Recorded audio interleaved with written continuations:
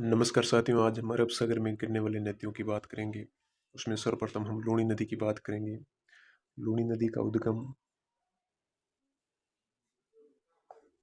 नाग पहाड़ी अजमेर से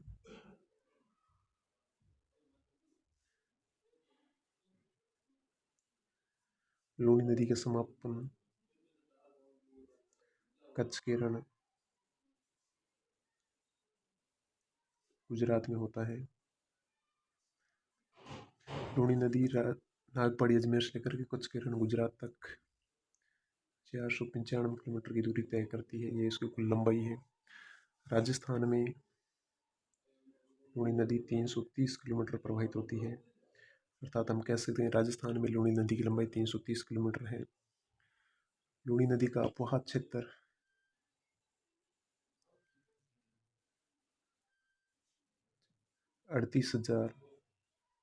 34,866.40 वर्ग किलोमीटर, जो राजस्थान के कुल अपवाह क्षेत्र का 10.40% कुल अपवाह क्षेत्र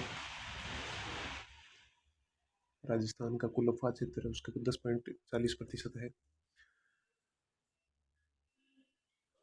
लूनी नदी के प्रवाह क्षेत्र को जालौर जिले में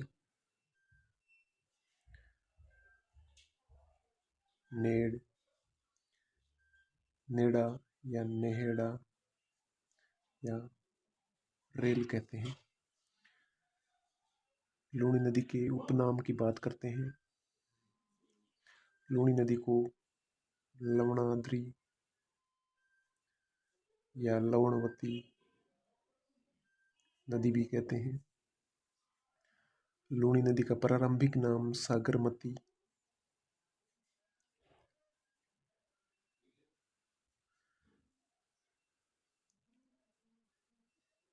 लूनी नदी को कालिदास ने अपने ग्रंथ ऋतुसंहार में अंतस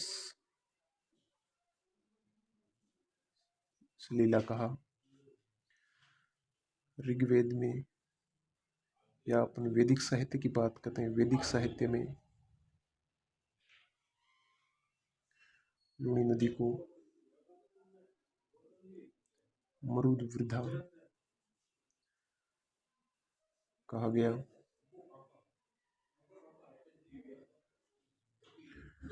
लूनी नदी का जल बालोतरा तक मीठा रहता है, बालोतरा से आगे खारा हो जाता है, इसीलिए इसको आधी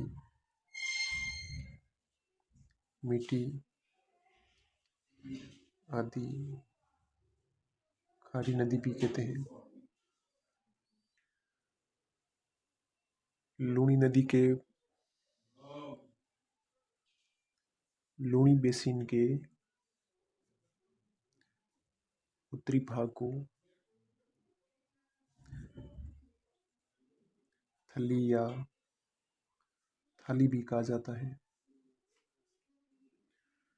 लूनी की प्रवाह क्षेत्र की प्राचीन जलोढ़ मृदा, लूनी का प्राचीन प्रवाह क्षेत्र था, उसको बांगड़ कहा जाता है। लूनी राजस्थान के 6 जिलों में से प्रवाहित होती है। जो 6 जिले अजमेर, नागौर, जोधपुर, पाली, जालौर और बाड़मेर है। अब हम लूनी नदी को मैप की सहायता से समझते हैं। नाग पहाड़ी अजमेर,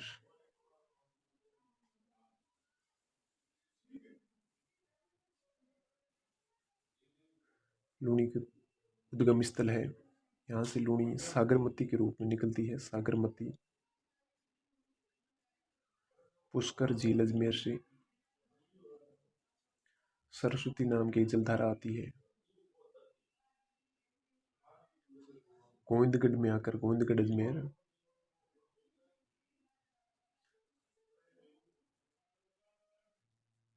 दोनों मिल जाती है। यहाँ से आगे लूणी नदी नाम पड़ता है। फिर लूणी नदी आगे चलने पर गुहिया नाम की एक जलधारा आती है जो अजमेर से निकलती है।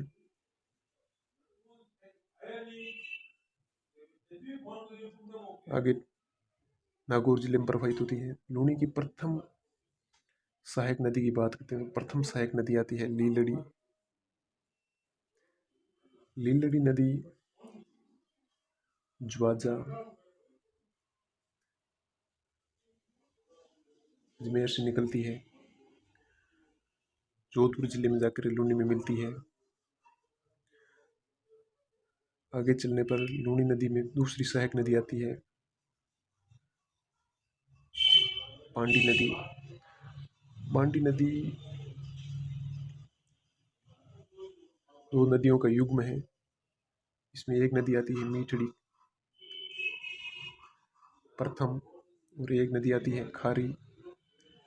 मीठड़ी प्रथम का उद्गम स्थल खारी या पाली। खारी का उद्गम स्थल अरावली की पहाड़ियों से होता है। पाली की खारी नदी पर पाली के हेमावास गांव में हेमावास बांध बना हुआ है। खारी और मीठड़ी दोनों नदियां मिलकर के बांडी के नाम से आगे चलती है। लाखर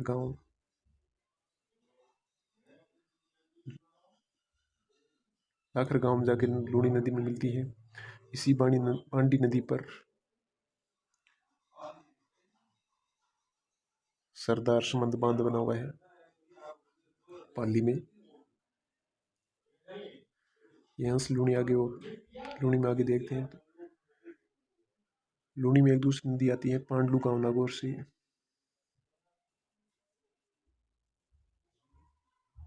जोजड़ी नदी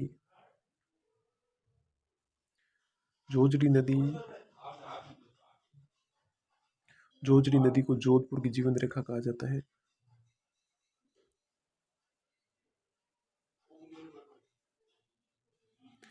जोजड़ी नदी लूणी की एकमात्र दाई सहायक नदी है,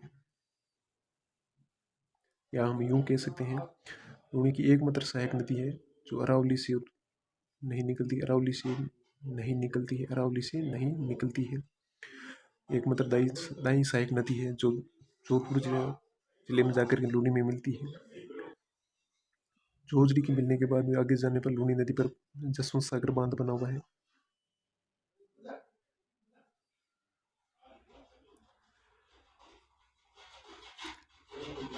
लूणी आगे प्रवाहित होने पर लूणी पर दूसरी फिर एक नदी और सहायक नदी आती है, उसका नाम है सूकड़ी प्रथम। सूकड़ी प्रथम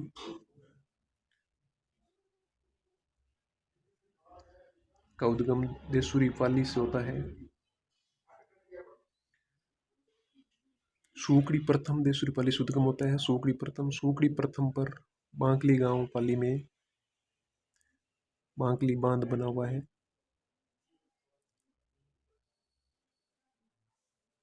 ये पाली में है।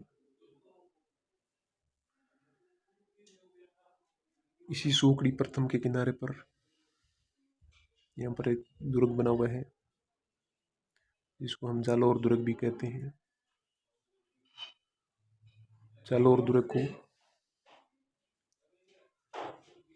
सुवर्णगिरी भी कहा जाता है। यहाँ पर समुद्री शहर आ जाता है। समुद्री शहर लूणी के आस आगे चलने पर लूणी में दूसरी सहायक नदी आकर एक अगली मिलती है। अगली सहायक नदी आती है मीठड़ी सेकंड का उद्गम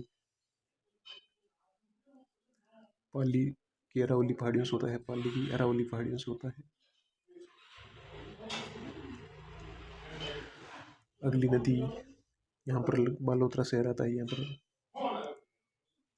बालोतरा से आगे लूणी का पानी खारा हो जाता है। इसमें नदी आकर मिलती है सूकड़ी सेकंड।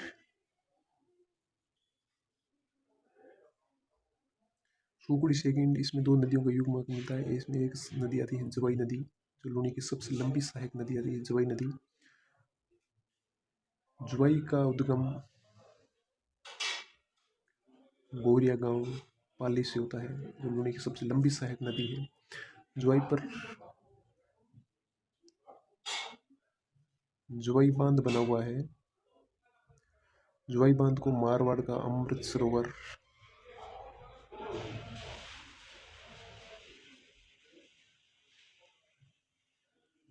कहा जाता है। इसका निर्माण महाराजा उमेद सिंह ने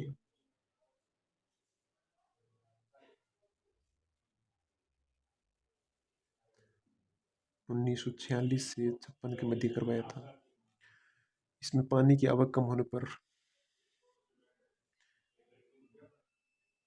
सही परियोजना के द्वारा या सही सुरंग के द्वारा उदयपुर से पानी इसमें लाया जाता है। पानी की आवक को बढ़ाए रखने के लिए इसमें सूकड़ी दूसरी सहायक नदी आती है। खारी नदी, खारी नदी का उद्गम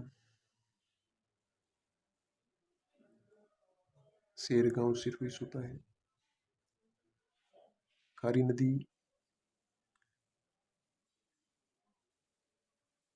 सायला गांव जालोर में जाकर के जुआई से मिल जाती है। यहीं से आगे जुआई नदी का नाम सूकड़ी सेकंड हो जाता है। सूकड़ी सेकंड गुड्डा बाड़मेर में जाकर गुड्डा जालोर में जाकर लूनी नदी में मिल जाती है। जुआई की एक अन्य सहायक नदी आती है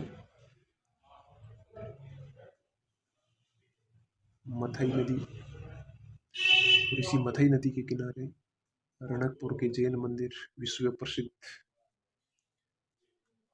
बने हुए हैं। लूनी की अंतिम सहायक नदी आती है सागी, जो लूनी की अंतिम सहायक नदी। ये प्रश्न कई बार प्रश्न पूछा जा चुका है। सागी नदी का उद्गम जसवंतपुरा की पहाड़ियों जालोर से हुआ है। कांधव गांव बाड़मेर में जाके लूनी नदी में मिल जाती है। यहाँ से लूनी नदी आगे गुजरात में प्रवाहित होती हुई अंत में कच्छ के रण में जाकर के विलुप्त हो जाती है।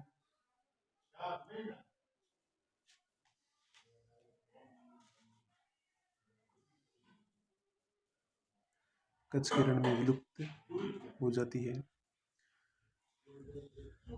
हमने देखा लूनी नदी की कुल लंबाई 495 किलोमीटर है,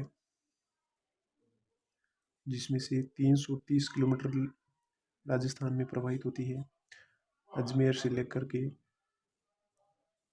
बाड़मेर तक। सबसे इम्पोर्टेंट प्रश्न आता है लूनी की सहायक नदियों का क्रम का। सर्वप्रथम आती है लीलड़ी।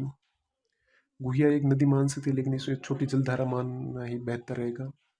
परीक्षा की दृष्टि से लीलड़ी, फिर बांडी, फिर जोजड़ी, फिर सूकड़ी प्रथम, मीठड़ी, सूकड़ी द्वितीय और सागी नदी। लूनी नदी के किनारे 4 बांध बने हुए हैं।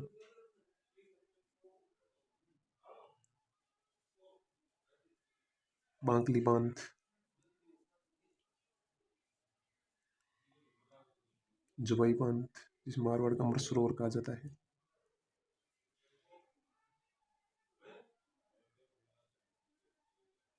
हेमावास बांध, और अगला आता है सरदार समंद बांध। लूनी की सहायक नदियों में बांटी नदी राजस्थान की सबसे प्रदूषित नदी है। इसी बांडी नदी के किनारे पाली शहर बसा हुआ है।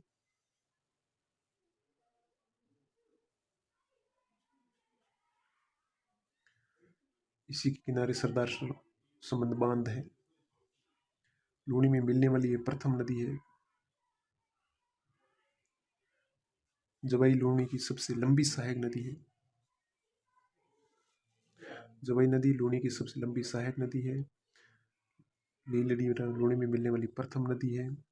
बांडी नदी के किनारे पाली शहर बस। इसी तरह हमने अरब सागर में गिरने वाली लूनी नदी का प्रवाह क्रम देखा, जो कि कच्छ के रण में जाकर विलुप्त होती है। इसी क्रम में दूसरी नदी आती है, पश्चिमी बनास नदी। पश्चिमी बनास नदी भी कच्छ के रण में विलुप्त होती है। पश्चिमी बनास नदी का उद्गम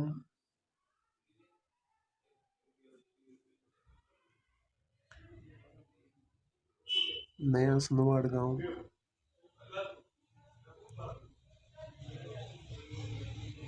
सिरोही से होता है। पश्चिमी बनास नदी का प्रवाह क्षेत्र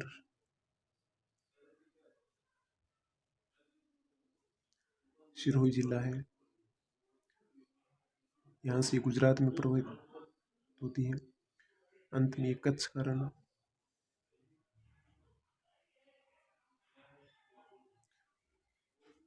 में विलुप्त हो जाती है। पश्चिमी बनास नदी की एक सहायक नदी आती है, सीपू नदी। सीपू नदी का उद्गम अजमेर के लगभग होता है, फिर पश्चिमी बनास में मिल जाती है। पश्चिमी बनास की कुल लंबाई 260 किलोमीटर है। इसी पश्चिमी बनास नदी के किनारे ही गुजरात का डिस्सा शहर,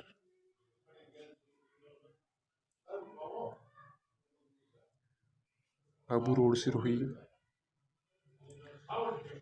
इसी के किनारे में बसे हुए हैं।